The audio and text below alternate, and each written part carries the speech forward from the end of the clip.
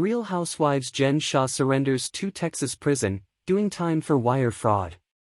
The Real Housewives of Salt Lake City star Jen Shah is getting processed for intake at the federal prison where she just arrived to serve her sentence for a telemarketing scandal.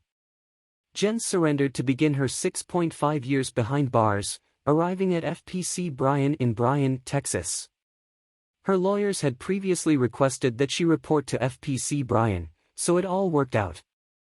As we reported, the reality star pled guilty in July to one count of conspiracy to commit wire fraud in connection with telemarketing.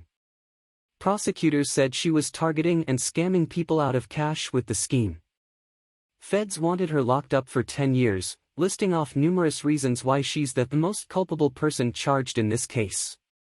She was sentenced in January along with 6.5 years in the pen. Jen will also do 5 years of supervised release once she gets out. She got emotional in court, apologizing for what she did, adding, "With the proper medication I can now see what happened."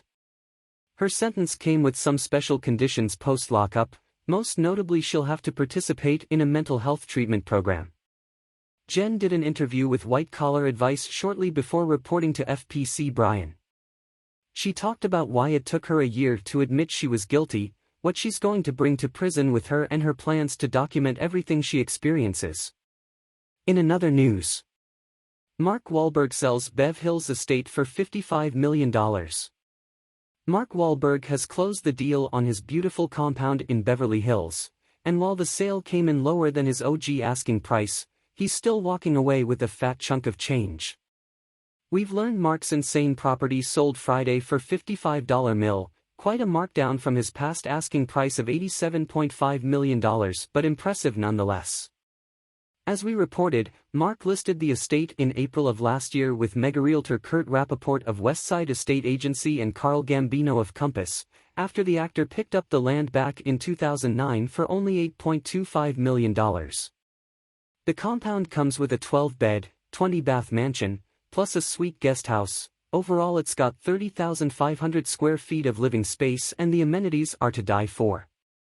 The new owners are gonna live the high life with a waterfall pool, grotto, tennis, and basketball courts, and a private spa, not to mention the movie screening room and 5K bottle wine cellar.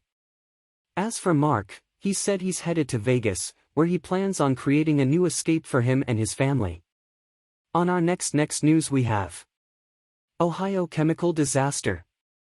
A family dealing with the fallout of the toxic chemical disaster in Ohio say their health and their property are in decline with no end in sight, and they're pissed at the feds' response.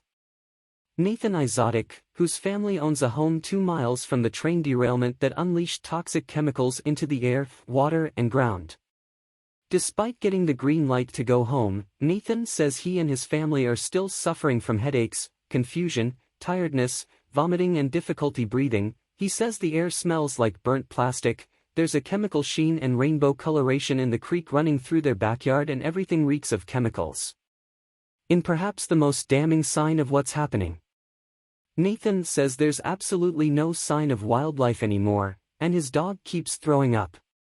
Of course, it's been 2 weeks since the February 3rd train derailment that started the environmental disaster, and Nathan says folks are fed up with a lack of relief from the feds. The way he sees it, authorities and the EPA are pissing down our backs and telling us it's not raining. Nathan wants to see investigations and accountability from railroad operator, Norfolk Southern, and he and his wife are planning to take legal action. With the long-term health effects unknown, and the cleanup in its infancy, Nathan says he doesn't know where things will go from here, but he's certain the property value on the home he bought last summer is going to tank and his family has nowhere else to go.